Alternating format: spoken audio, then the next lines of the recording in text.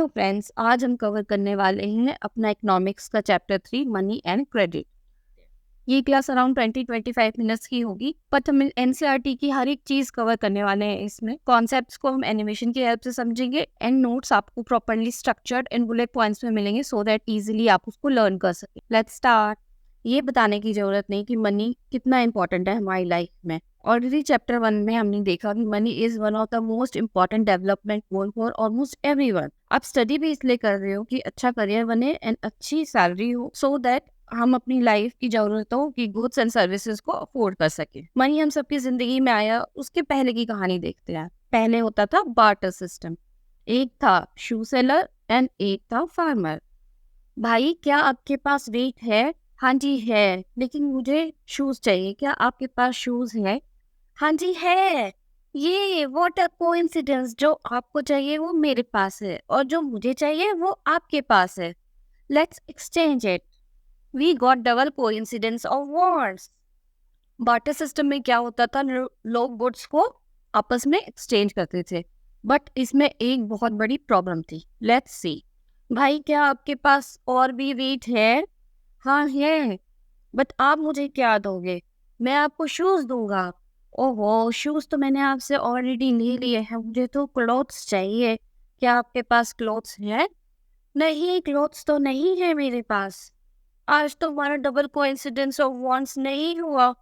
अब मुझे किसी और को ढूंढना पड़ेगा जिसे शूज चाहिए और उसके पास वीट हो मेरे लिए। बार्टर सिस्टम में बहुत इंपॉर्टेंट है कि डबल कोइंसिडेंस ऑफ वांट्स होना चाहिए। मींस जो एक पर्सन सेल आउट करना चाहता है एग्जैक्टली वही चीज सामने वाला बंदा खरीदना चाहता है। इस केस में क्या हुआ, शू सेलर शू सेल आउट करना चाहता था बट फार्मर क्लोथ्स खरीदना चाहता था, तो यहाँ पे डबल कोइंसिडेंस ऑफ वांट्स नहीं हुआ, सो बार्टर सिस्टम फेल्ड। इसका सोल्यूशन आया मनी, जो कि इंटरमीडिएट स्टेप है। अब क्या करेगा, शू सेलर अपनी शूज को सेल आउट करेगा मार्केट में और वहां से मनी लेके मनी से वो कुछ भी परचेज कर सकता। अब उसको ये ढूंढने की जरूरत नहीं पड़ेगी कि किसके पास वीट है एंड वो शूज एक्सचेंज भी करना चाहता है। बार्टर सिस्टम के बाद बच्चों लोगों ने ग्रेन्स एंड कैटल को एज मनी यूज करना शुरू कर दिया। मींस 1 kg वीट में कितने क्लोथ्स आ जाएंगे, 1 kg वीट में कितना मिल्क आ जाएगा, काओ के बदले में कितने ग्रेन्स मिल जाएंगे, इस टाइप से फिक्स रहता था, बट वो भी इतना परफेक्ट नहीं था। उसके बाद आए metallic coin like gold, silver and copper coins etcetera. वो काफी लंबे टाइम तक चला। फिर आया हमारा मॉडर्न मनी, मतलब नोट्स एंड कॉइन्स। पहले जो grains and cattle and metallic coins use होते थे उनकी कुछ वैल्यू भी होती थी। कुछ जैसे गोल्ड बहुत कॉस्टली होता है, ग्रेन्स वगैरह की वैल्यू होती थी, बट जो हमारा मॉडर्न मनी आया है इसकी खुद की कोई वैल्यू नहीं है। मॉडर्न मनी में 2 चीजें आती है, first currency paper notes and coins, second demand deposit. दोनों को हम डिटेल में देखेंगे। Currency paper notes and coins, जैसे कि मैंने आपको बताया जो हमारी मॉडर्न मनी है उसकी खुद से कोई वैल्यू नहीं है, लेकिन फिर हम इसको यूज क्यों करते हैं, ये इतना इम्पोर्टेंट क्यों है? क्योंकि इसको गवर्नमेंट ऑफ इंडिया ऑथराइज करती है। तो फिर ये सिंपल पेपर नोट तो है, हम भी घर पे छाप लेते हैं। जय भोला पापा दे दे नोट छापन की मशीन। No, only reserve bank of India RBI के पास पावर है करेंसी नोट्स को प्रिंट करने के लिए, और कोई भी करेंसी नोट्स को इशू नहीं कर सकता। और इसकी एक इम्पॉर्टेंट बात यह है कि लीगली आप मना नहीं कर सकते कि मैं इस करेंसी में पेमेंट्स नहीं लूंगा, बिकॉज ये गवर्नमेंट ऑफ इंडिया ने ऑथराइज करा है। अब हम देखेंगे other form of money, that is demand deposit. So उनको सैलरी मिलती है, वो सबसे पहले क्या करता है, कुछ अमाउंट अपने डे टू डे एक्सपेंसेस के लिए रख लेता है और जो एक्स्ट्रा कैश उसके पास बचता है उसको वो कर देता है अपने बैंक अकाउंट में डिपॉजिट।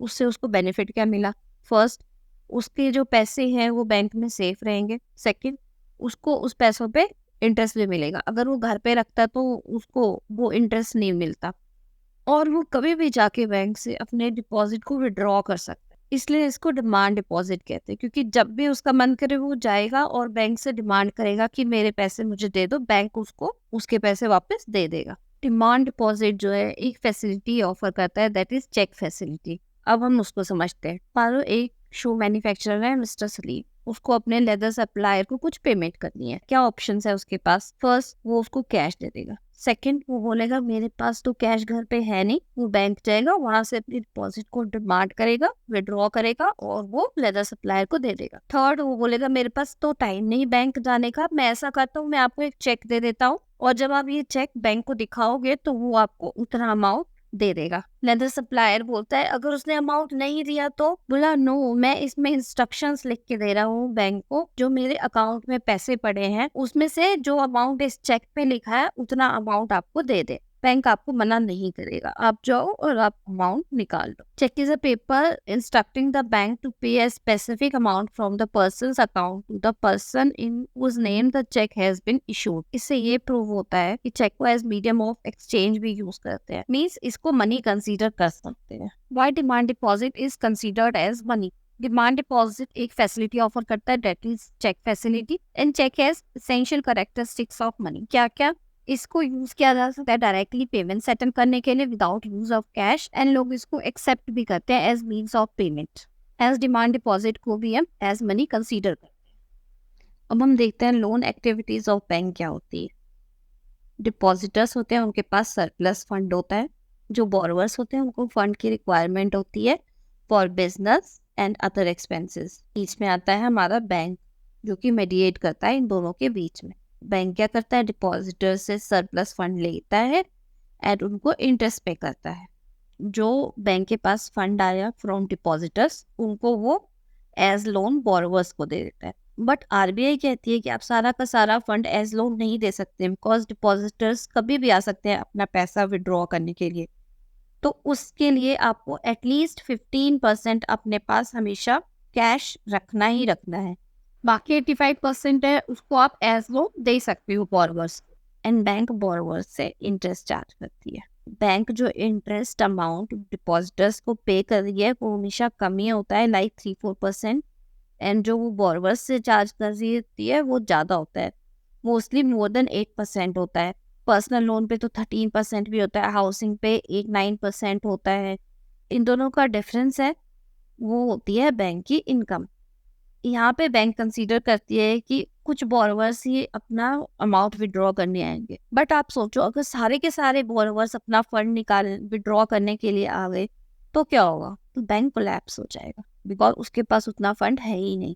आपने सुना होगा कि लोग बोलते हैं कर्जा मत लो, लोन मत लो, इसमें फंस जाते हैं। तो हम देखते हैं कि जो लोन है वो अच्छा है या बुरा है। फर्स्ट एग्जांपल, इसका पॉजिटिव साइड देखते हैं। एक शू मैन्युफैक्चरर है, उसको 3000 पेयर ऑफ शूज बनाने का ऑर्डर आया। अब वो सोचते हैं कि मुझे तो फंड्स की रिक्वायरमेंट है क्योंकि मुझे वर्कर्स हायर करने और एंड रॉ मटेरियल भी परचेस करना है। तो वो लोन ले लेता है। फर्स्ट वो ट्रेडर से एज एडवांस कुछ अमाउंट ले लेता है और कुछ अमाउंट वो बैंक से ले लेता है ना। वो मेहनत करता है और अपना ऑर्डर जो है वो टाइम पे डिलीवर करता है, उससे उसको प्रॉफिट भी होता है और वो अपना लोन भी रीपे कर देता है। इस केस में क्या हुआ? लोन की हेल्प से उसने अपना प्रोडक्शन टाइम पे कंप्लीट करा, जिससे उसकी अर्निंग भी बढ़ी। तो हम कह सकते हैं इस केस में लोन ने पॉजिटिव रोल प्ले किया। अब हम देखते हैं सेकंड एग्जांपल। सपना जो स्मॉल फार्मर है, उसके पास 2 एकड़ की लैंड है। अब उसको कुछ फंड्स चाहिए कल्टीवेशन के लिए, तो वो क्या करती है? वो लोकल मनी लेंडर से कुछ अमाउंट लोन ले लेती है कल्टीवेशन के लिए। फिर वो मेहनत भी करती है, लेकिन क्या होता है अनफॉर्चुनेटली पेस्ट जो होते हैं उसकी क्रॉप को खराब कर देते हैं। अब उसके पास कोई इनकम जनरेट नहीं होती है और वो लोन भी रीपे नहीं कर पाती है और उसका डेट बढ़ता ही चला जाता है, इंटरेस्ट ऐड होता चला जाता है। फिर नेक्स्ट ईयर वो क्या करती है? वो फिर से फ्रेश लोन लेती है तो दैट वो फिर से क्रॉप को कल्टीवेट कर सके। एंड इस साल जो है उसकी क्रॉप भी नॉर्मल रहती है और उसकी इनकम भी नॉर्मल होती है। उसकी इनकम इतनी भी नहीं होती कि वो पिछला लोन चुका सके। मनी लेंडर अपने पैसे वापस लेने के लिए उसको हैरेस करना स्टार्ट कर देता है। तो अब उसको क्या करना पड़ता है? उसका लैंड सेल आउट करना पड़ता है सो दैट वो डेट को पे कर सके। इस केस में लोन ने सपना की हालत अच्छी नहीं करी बल्कि और खराब कर दी और वो धीरे धीरे डेट ट्रैप में फंसती चली गई।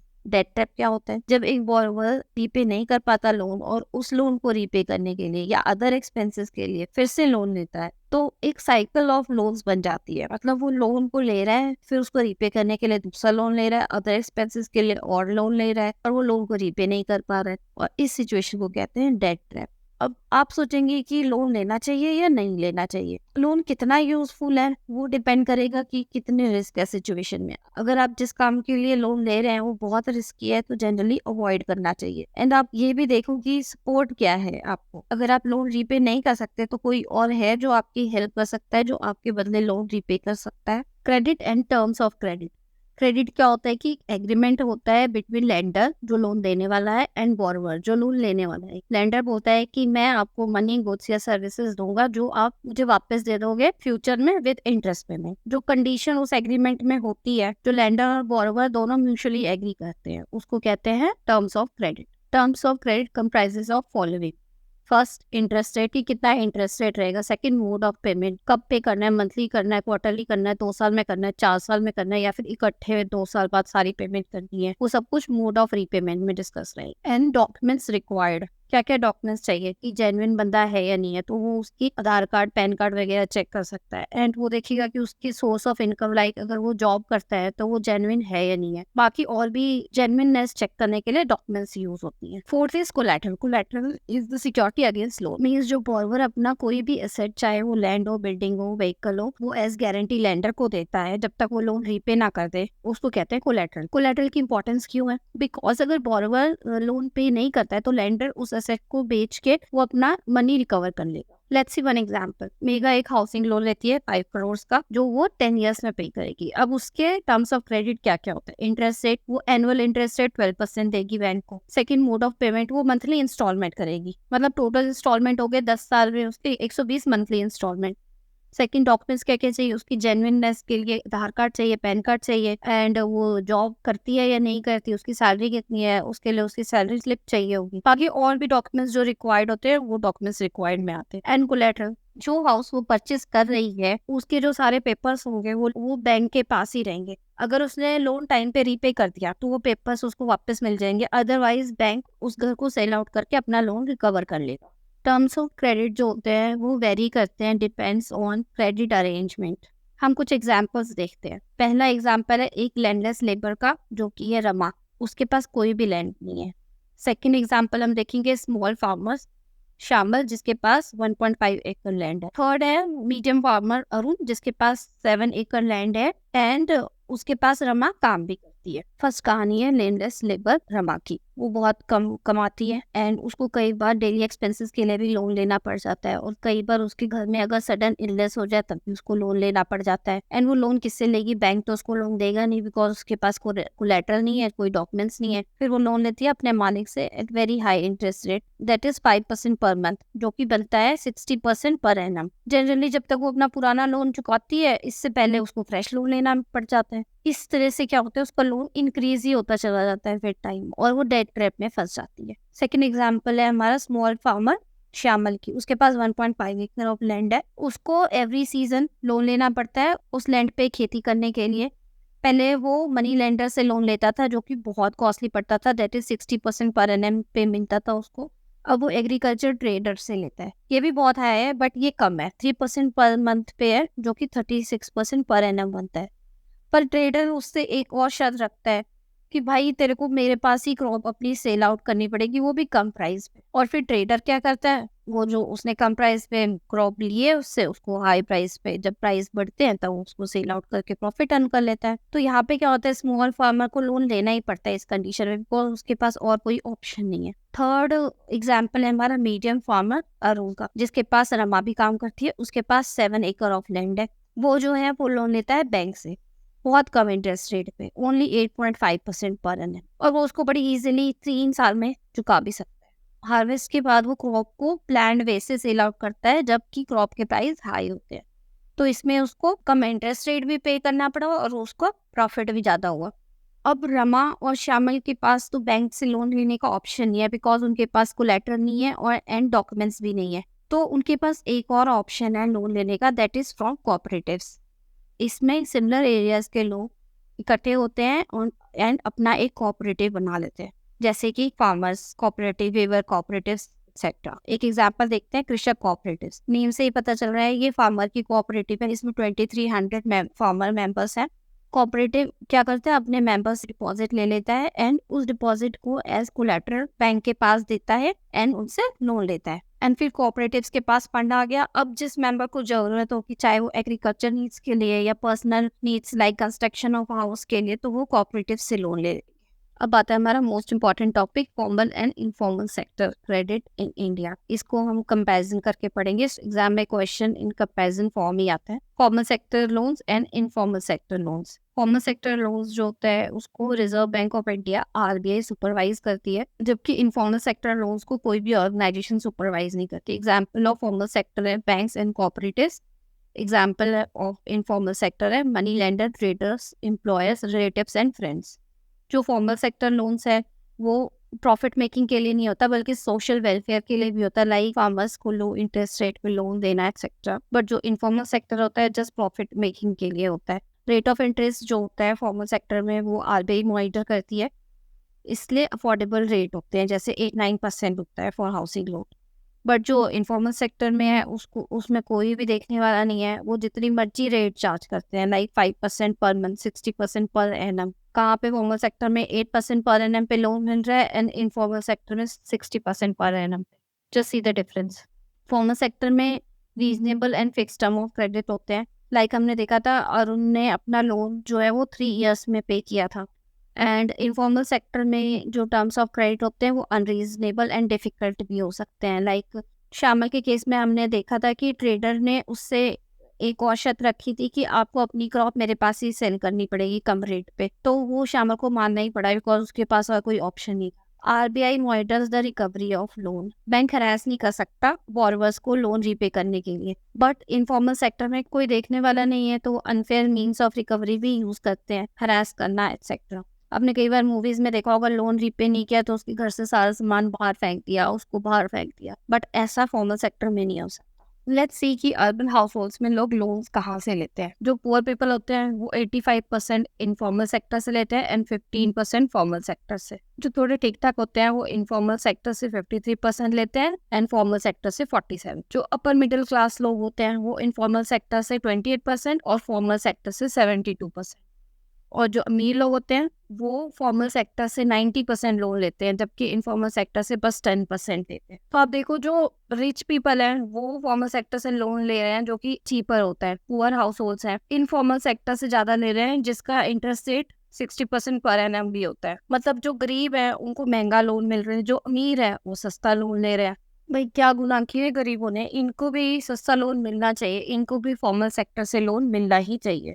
रूरल एरिया में भी ऑलमोस्ट सेम पैटर्न ही फॉलो होते हैं। अब हम देखते हैं कि फॉर्मल सेक्टर लोन्स जो है कंट्री की डेवलपमेंट के लिए कैसे इंपॉर्टेंट है। जैसे कि हमने फर्स्ट चैप्टर में देखा था, कंट्री तभी डेवलप करेगा जब इसके लोग डेवलप करेंगे। इनफॉर्मल सेक्टर्स के लोन जो होते हैं वो वेरी हाई इंटरेस्ट रेट पे होते हैं। इसलिए क्या होता है, बॉर्वर की अर्निंग का बहुत सारा पार्ट तो लोन रीपे करने में ही चला जाता है, उसके अपने लिए पैसे बचे ही नहीं उसके पास। देखते हैं कुछ एग्जांपल्स जिसमें उन्होंने इनफॉर्मल सेक्टर से लोन लिया। पहला एग्जांपल हमने ऑलरेडी देखा था रमा का, जो जिसने अपने मालिक से लोन लिया था।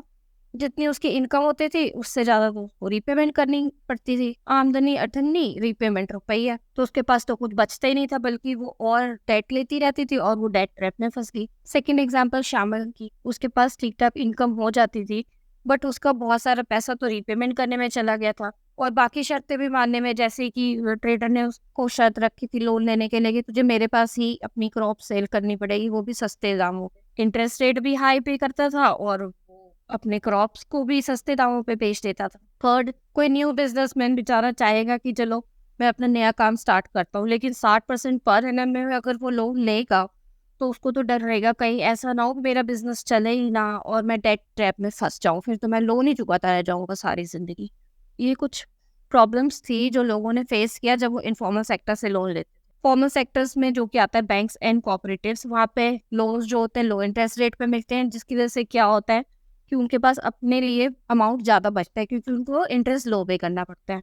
इसलिए बैंक्स और कोऑपरेटिव को चाहिए कि वो अपनी लेंडिंग इंक्रीज करे so that informal sources of lending पे डिपेंडेंस कम हो सके। हमने देखा था जो रिच हाउस होल्ड्स हैं उनको ज़्यादा फॉर्मल सेक्टर से लोन मिलते हैं और जो बेचारे गरीब है वो इनफॉर्मल सेक्टर पे डिपेंडेंट होते हैं। कुछ ऐसा होना चाहिए कि सभी को फॉर्मल सेक्टर से लोन मिल पाए सो दैट गरीबों को भी चीप लोन्स मिले और उनकी कंडीशन बेहतर हो। हमने पूरे चैप्टर में RBI के बहुत सारे रोल्स देखे हैं, उसको एक शॉर्ट रिकैप कर लेते हैं। RBI करेंसी नोट इशू करती है on behalf of central government, formal sources of loans की फंक्शनिंग को भी सुपरवाइज करती है एंड वो गाइडलाइंस भी इशू करती है इंटरेस्ट रेट के लिए। वो बताती है बैंक्स को कि आपने कितना मिनिमम बैलेंस मेंटेन करना है सो दैट अगर डिपॉजिटर्स आ जाए तो आप उनको पे कर सको।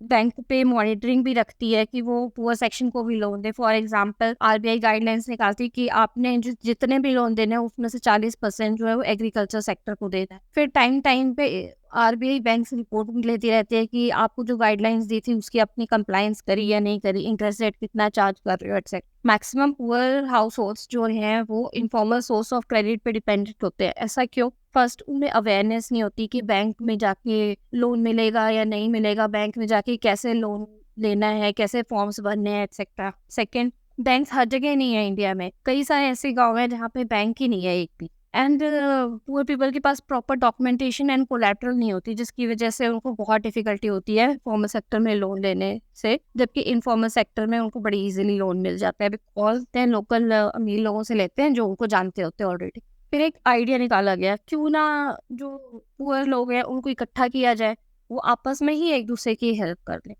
तो आया self help groups. Typically self help groups में 15 से 20 मेंबर्स होते हैं जो कि अपनी सेविंग्स को इकट्ठा करते हैं।